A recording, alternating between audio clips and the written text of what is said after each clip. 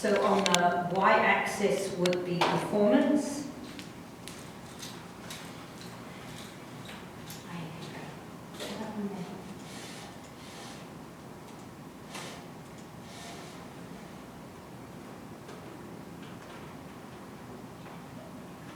And on the x-axis is time. And what we would see, oh, we need a bit more y-axis. We need some negative y. Oh, hold on. All right, skip that, people. Let's start again.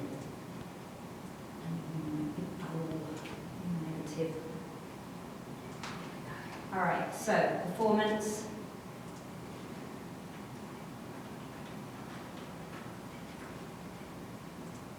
Time.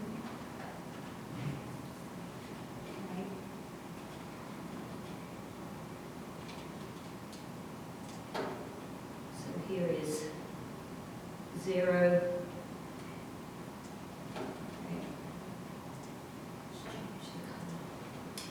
Okay, so what we see if we are watching performance, right, is that over time we would see a bit of an improvement, and then it would get a bit worse, and then it would get a bit better, right? Remember, if you're working on skills and things, there's always some variability.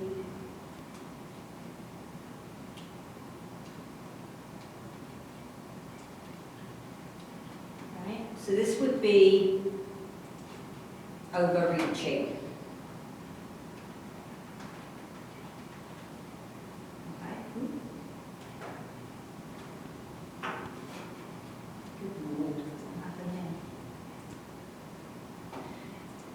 Pretend I can spell overreaching, people. And then what happens if we're overtraining is we see, we see a similar start. And then what happens is this.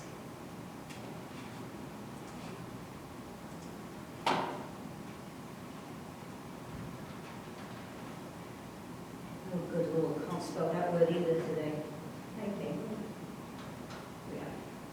All right, so what we see when we look at performance is that if we are doing overreaching properly, we would see gradual improvement in performance over time, right?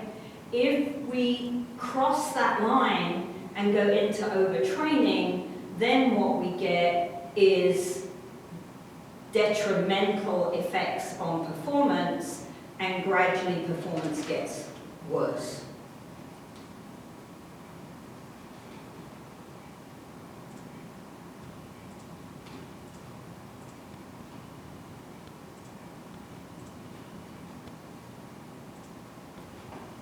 So one of the problems with that is that people who are competitive, right, tend to feel that if my performance is getting worse, that means I just have to work harder, right? So if I go to a practice session and I have a bad day, and I've been having a couple of bad days, then that means I need to work even harder, right? And of course the problem is if I work harder, then I'm feeding into the overtraining instead of backing off a bit and giving my body some rest, my brain some rest, and coming back down into overreaching, or even going back to the beginning and starting again.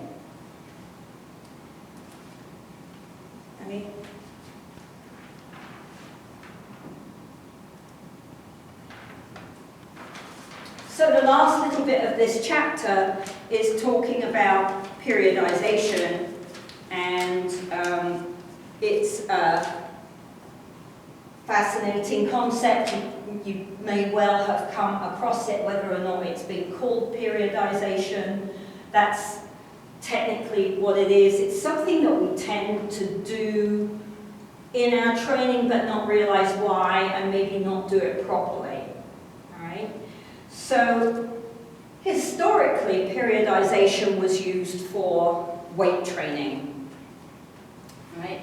So we have this classic strength and power training plan that is periodized. So phase 1 is hypertrophy. Right? So in phase 1, we're looking to add some muscle mass. We're going to be doing 3 to 5 sets, 8 to 12 reps, so the volume's pretty high, but the intensity is quite low because I can manage 12 reps. Right? Remember that the intensity for a weight training program is the amount of weight that's on the bar.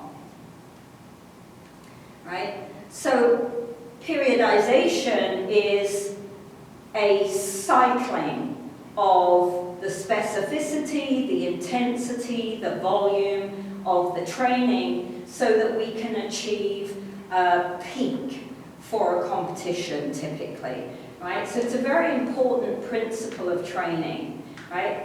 I'm planning my variation ahead of time. I'm not just going to the gym and going, oh, today I feel like doing X number of sets. Right? So phase 1, hypertrophy, phase 2, strength.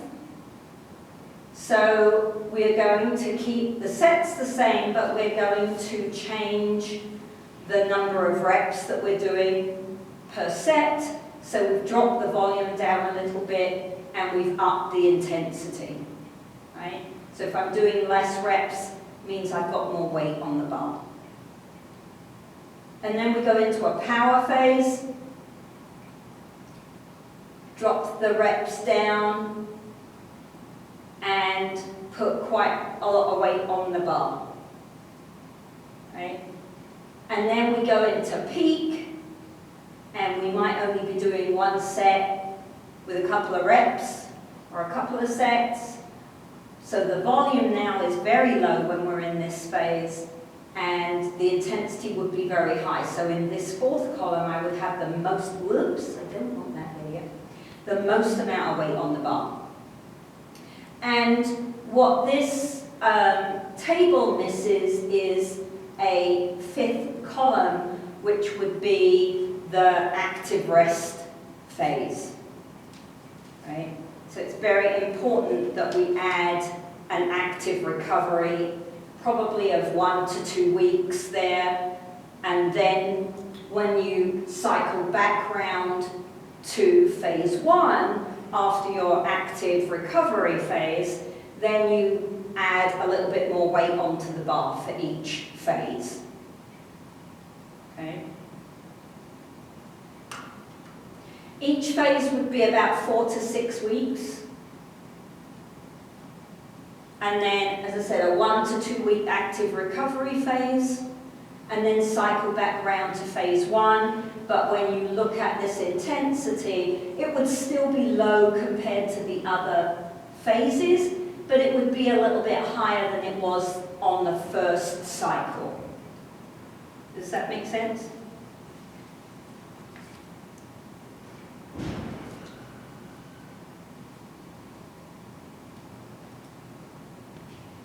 So we can also use the principle of periodization for endurance training, right? So some kind of cardio training. Okay? So here you can see week 1, week 2 is a bit harder, so we're looking at volume, how many kilometers per week, right? 3 is a bit more, 4 is a bit more, we keep going up to week 6. Week 7 is our active recovery. Right? Then we pick up, but we don't go back to week 1 like you do with the weight training.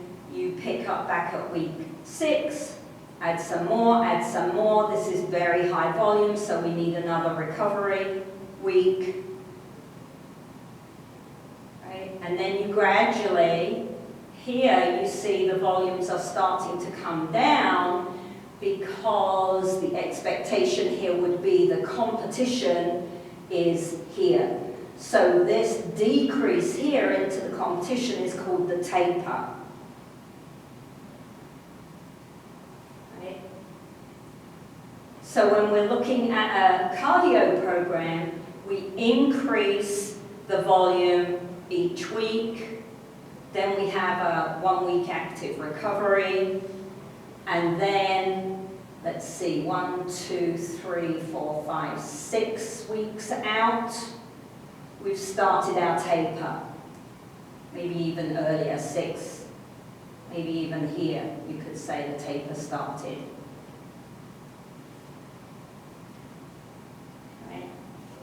So it's important to taper in an endurance competition because I need as much glucose stored as possible, right? So I can't be running these high volumes right before a race because I can't recover glycogen synthesis in time to have enough carbohydrates stored for the race, right? If you remember back to the beginning of the, well, quite early in the semester, we talked about the fact that we need a lot of carbohydrates stored for a long distance event, right? So that we've still got some left at the end in case we need to sprint.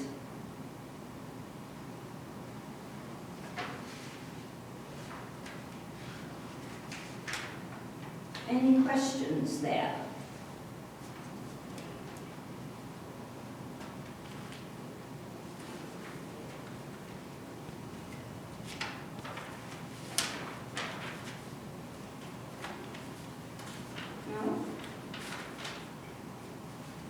It's cool stuff. Getting it right is very important.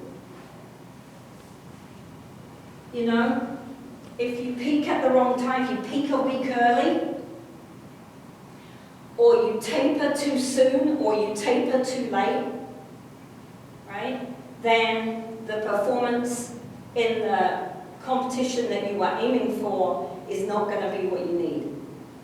And so that means that we have to organize not just the next week or the next month, we have to organize the whole year, right? Some athletes organize 3 or 4 years as a block. So we have what we call macro cycles, mesocycles, cycles, and microcycles, right? So my macro cycle might be my year. In my macro cycle, I have to identify which are the important events that I'm going to take part in, and which are the events I'm using as a check to see how I'm doing, or a warm-up, right? Because you can't peak for every competition every year.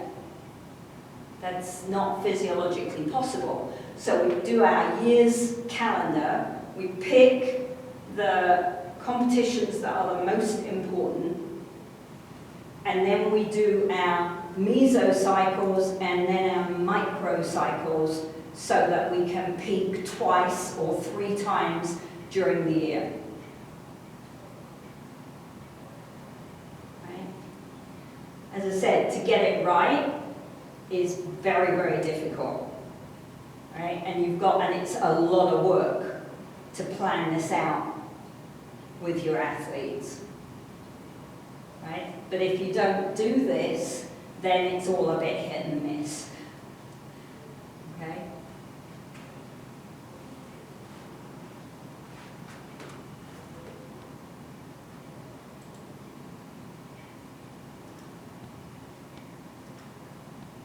Oops.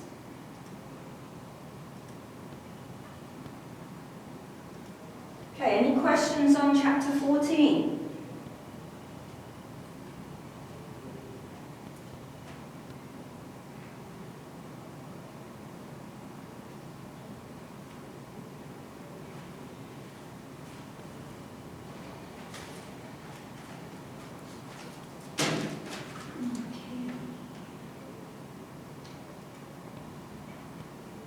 So last week in lab, I set that RX for exercise activity for you to do. Hopefully you got that done, because that leads directly into the information in this chapter. Right? So this chapter is looking at the envelopment of health within exercise science as well as performance. All right, so in the past, exercise science was all about competitive athletes or people in the military, right? It was all about making sure that people were ready for an event, right?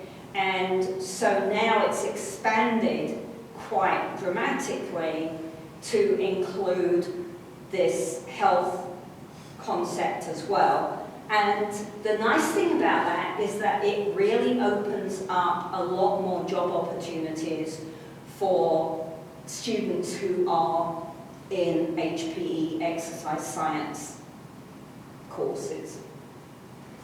So if you have a look at the chapter as we go through, you'll see that there are some quite interesting interviews with people that aren't all at universities. Some of them are working in clinics, and there's work with the CDC and other governing bodies, health bodies. So yeah, it's really opened things up.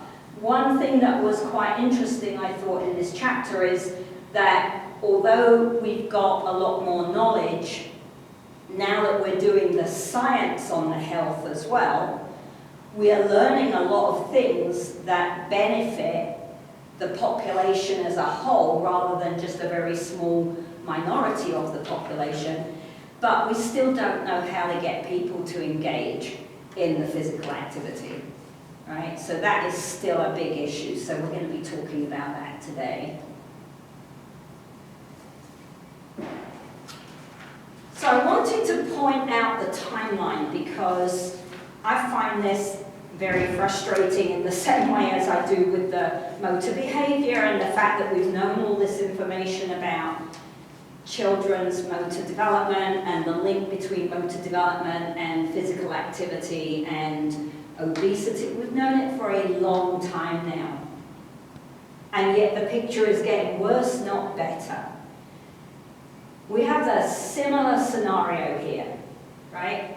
1995 was the first statement from the ACSM and the CDC combined, right? It was a joint statement. And it was published in Journal of Sport Medicine, and it had scientific evidence of the benefit of doing physical fitness and activity on diseases that at the time were beginning to be more of a problem. So diabetes, cardiovascular disease, certain cancers. And when you read the beginning of this chapter, here's where that terminology situation that I talked about earlier in the semester comes in. Right? If I'm working with an athlete, or I'm working with a recreational athlete, or I'm working with an individual who is committed to their movement program and their health, then you can use the term exercise.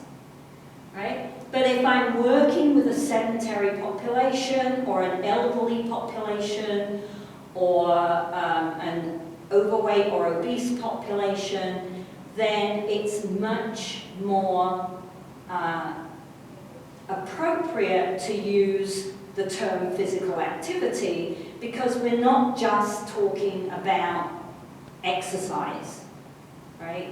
Physical activity can encompass many more things that are more attractive to a lot of people, right? So back in 1995, the reason people were getting quite concerned was that they were looking at about 250,000 deaths a year that they felt were directly attributed to the lack of regular physical activity. Right? And so the recommendation in this first article was to do 30 minutes of moderate intensity activity most, if not all, days of the week. And they made it very clear in the article that it could be 3 lots of 10 minutes. Didn't have to be a 30-minute block if you didn't have time. So they were trying to make it accessible to more people.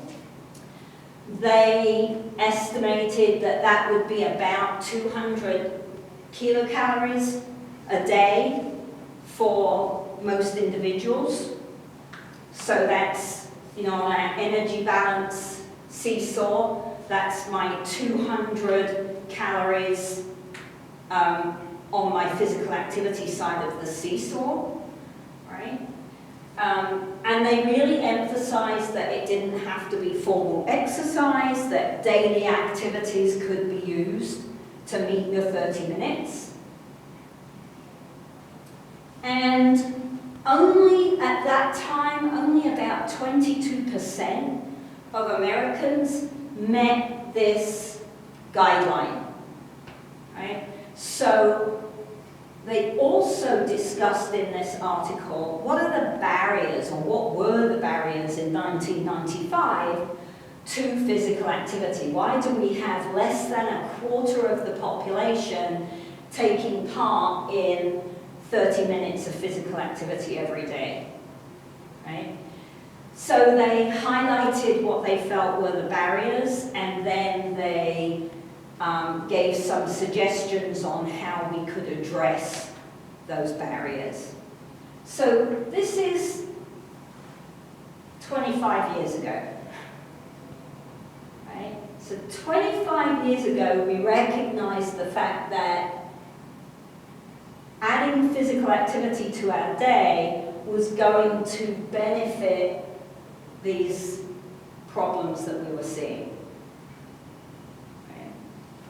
Unfortunately, with all the will in the world, not a lot happened. So the following year, the US Surgeon General made a statement. It was only the 3rd ever health-related statement that the US Surgeon General had put out.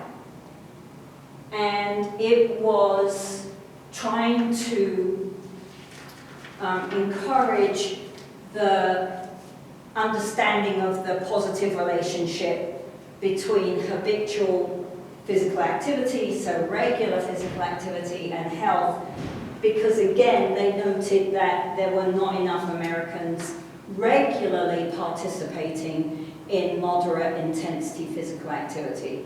So, a lot of people were sedentary all week, and then would maybe go for a bike ride at the weekend, right? Which was better than nothing, but the problem is that all that sedentary behavior during the week isn't offset by one bike ride. And so what they want is physical activity every day.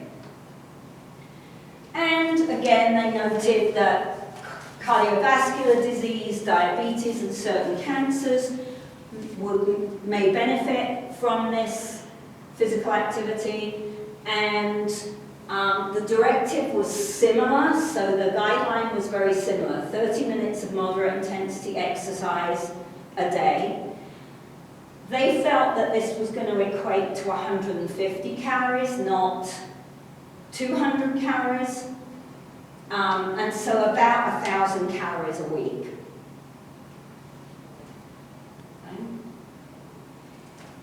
In this statement, they went on more than in the 1995 paper.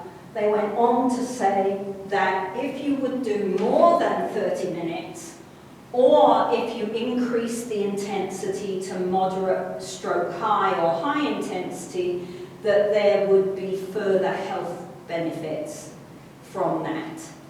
So they expanded it a little bit. And they also added in the idea of doing some resistance training, and that there were health benefits if you could incorporate some resistance training. And then lastly, they made the connection between being physically active and benefits to mental health, depression, anxiety. Okay? So this was the first time that all these pieces had been tied together, really.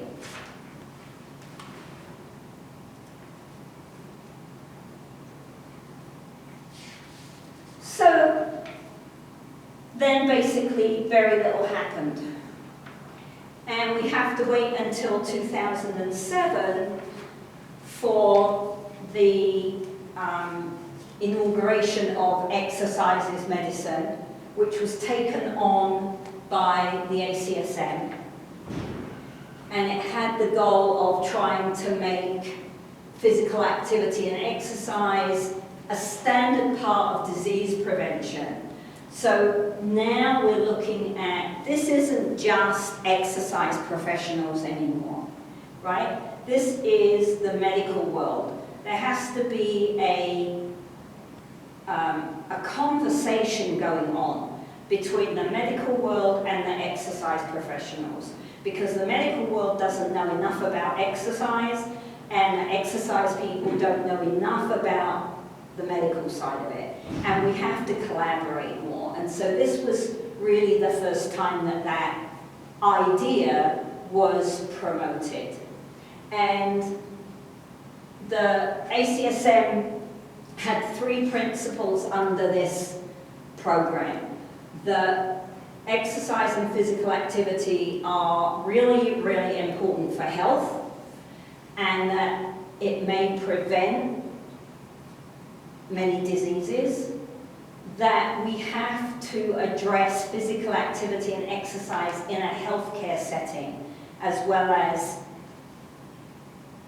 an individual who's motivated to be moving, right? We've got to try to open the doors within healthcare settings and get exercise professionals in there working with the clinicians, right? So if you have a look at box 15.2, this is where I think all of us, but particularly if you are considering becoming a personal trainer or a strength and conditioning coach, that there's some really interesting information in that box, because the exercise is medicine actually has a credential. So I'm going to start looking at that and seeing if there's a way to build that into the program, into our degree plan. So if you get qualified, if you have certifications from NASM or from the CSCC or from ACSM, and you've got the exercises medicine credential, then you're on your way to becoming a well-qualified health fitness professional, not just a personal trainer, right? And personal training can be a lot of fun, but it's generally relatively short-lived as a career. So you want to make sure that there's something else down the line, right? And it also talks about getting onto websites, getting onto the ACSM Pro Finder, right? So you want to make sure that if you're a certified fitness professional, that you're on their database, so that a doctor in your area who's looking for someone to help a patient can find you easily, right? So, and there's also a registry of exercise professionals, right? So, as I said, if you're thinking of being a strength and conditioning coach or a personal trainer or a health trainer, make sure you're on those registries so that we can start this conversation more effectively, right? Because it's pointless these people having all this information and us having all this information, and the poor person who's not well is stuck in the middle, right? We can all jump in there and help out.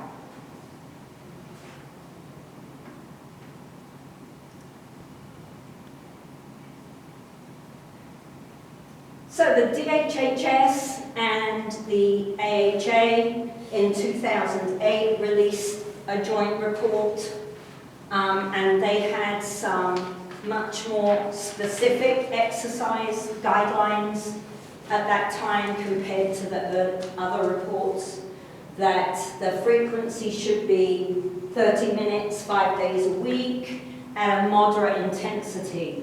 But you could do 20 minutes, 3 days a week at a vigorous level, or you can combine them. So the example that the chapter gives us for combining them is that maybe 2 days a week you power walk for the AC, and this is where I remember I said, maybe you don't remember, but earlier in the semester I said one of the problems, the ACSM guidelines are quite a little more rigid.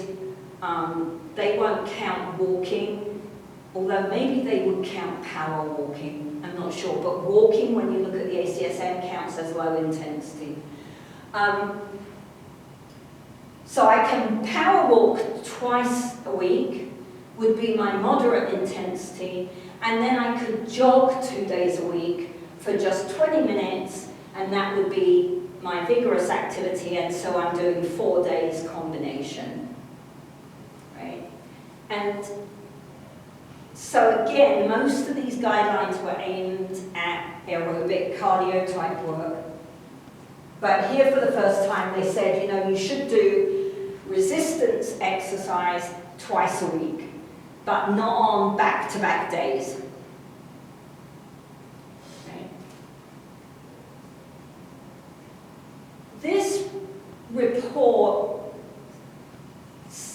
felt that we should be doing this moderate or vigorous activity on top of our daily living activities, because for most people those would not meet the goals. Right? Because for most people, if they're mowing the lawn, right, they're not pushing a lawnmower anymore, they're sitting on their little chug-chug. Or they're paying a gardener, right? What else? They also said here that physical activity alone probably isn't enough to lose significant amounts of body weight, that it's got to be combined with a change in diet. But that physical activity, once you've lost a lot of weight, that having a good physical activity program can prevent you putting that weight back on and having that seesaw, you know, that up and down that so many people have with weight loss. Right? So it was the first time that we also incorporated the idea of how important diet was as well as physical activity.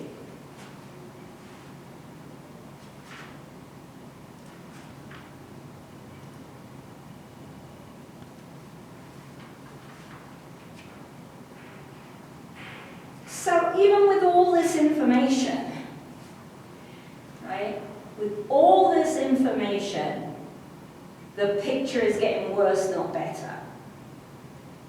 So we're 25 years in, and everything's getting worse, which is a little bit frustrating, because we're just not getting the message out there. Or, as it said at the beginning, the problem now isn't that the information isn't available, it's the motivation to get people to do this work, right? So here is a table looking at overweight, obesity, and extreme obesity, a chart rather. So you can see, here's 1980, here's 2002. So let's say somewhere around here is 1995, right? And look how much worse the picture has got. Now we could say, oh, poop. We could say, well, the overweight picture has got better-ish, tiny bit. But look how much worse the obesity picture has got. And the extreme obesity has also gone up since that time. For men, and then when we look at women, the obesity problem has just skyrocketed for women. The overweight is still going up, although not quite as dramatically. And the extreme obesity is also on the up. And this was up to 2014. And I think there might be some more up-to-date data later on in the chapter. Right, but the picture is not good, which is why you guys are going to be so important when you go out and you're going to be an educated population of trainers, teachers, coaches, right? Then you're the ones that are going to be frontline in this battle that we're having with health issues. Right?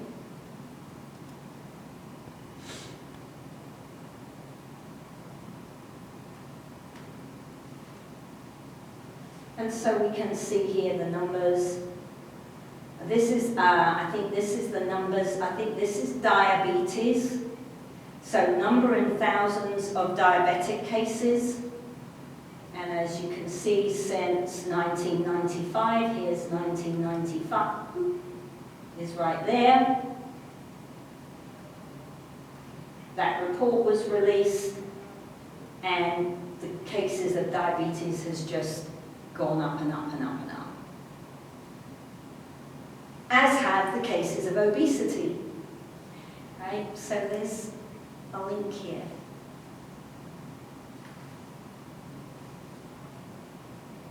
Any questions?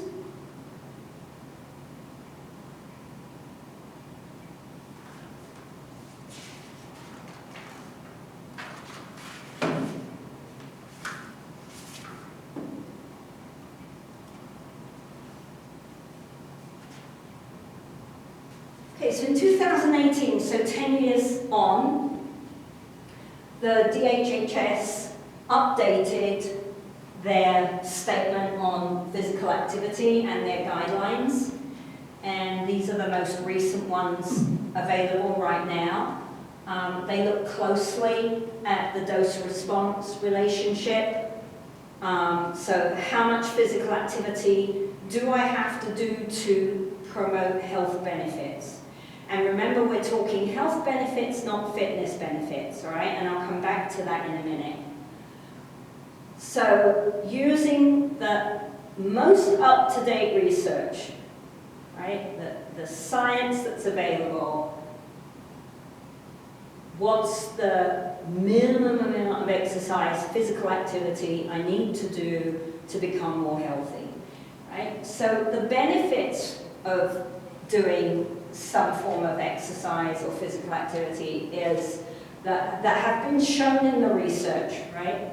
So this is better sleep. So people who are more physically active tend to sleep longer and and sleep deeper, so they wake up more refreshed.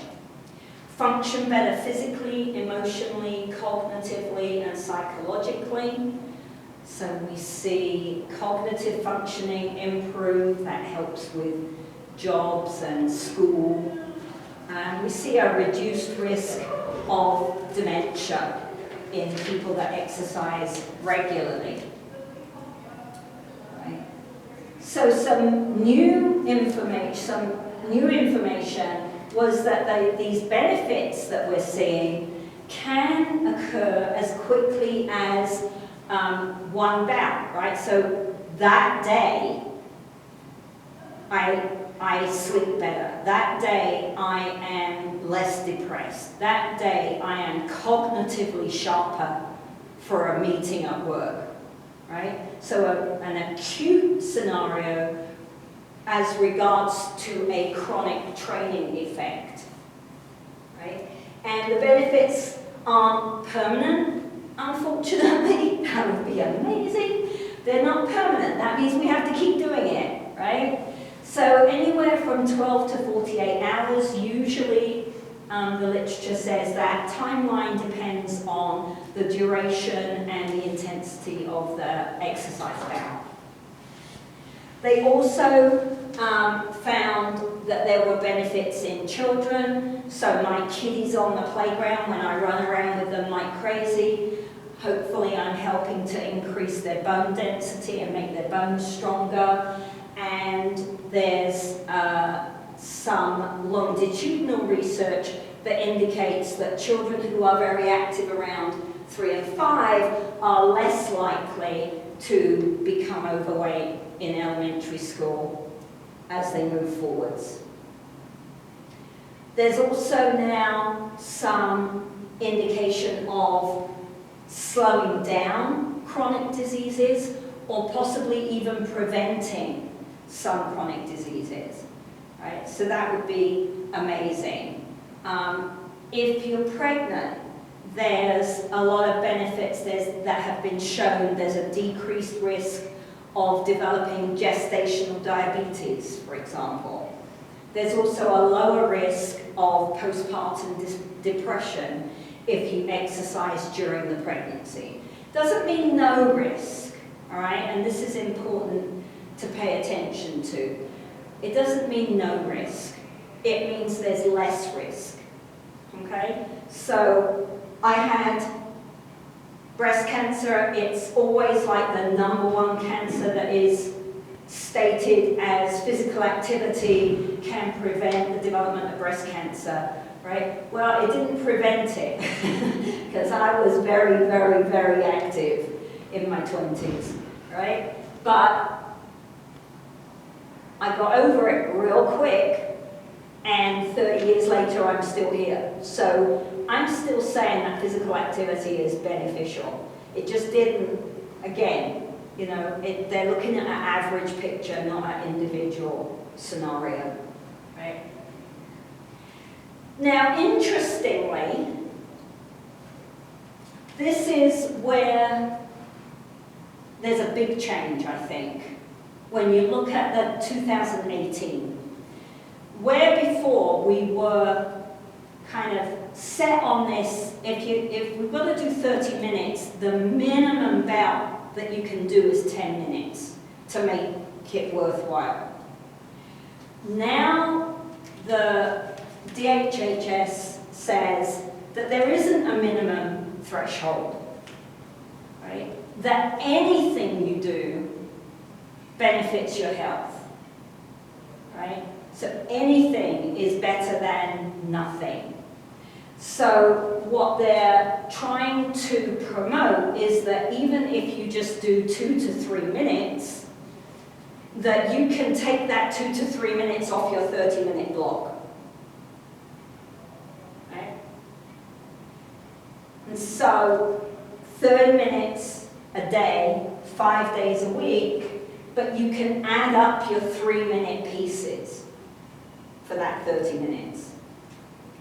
Remember that we are talking about health benefits. So if you go back to your FIT chart, right, the minimum threshold on the FIT chart is for fitness benefits as well as health benefits, right? So we're really looking at, for example, 3 to 5 days cardio, so the minimum threshold is 3 days, right?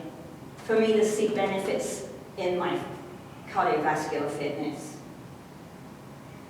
Okay. So there's a difference between fitness benefits and health benefits. That means we can still use the FIT chart, but we've got a little bit more flexibility about how to use it if we look at if we incorporate the health guidelines as well. Right? So But even with the new guidelines, even if we take away the threshold and we say you can do 2 or 3 minutes and you can put that towards your 30 minutes, even with these recommendations and the knowledge of the benefits, less than a quarter of the Americans meet these goals. Even now. Right? And that's time to stop. So we'll pick up from there on Wednesday. I have to redo the schedule, so I will do that and put that up on Blackboard. Because we do have another exam coming up, but I'm off on the days now, so I've got to redo the schedule so you know when that's coming. Okay. Have a good afternoon. Hey, Dr. Wall, I got a quick question. Yes? So you said you're going to redo the schedule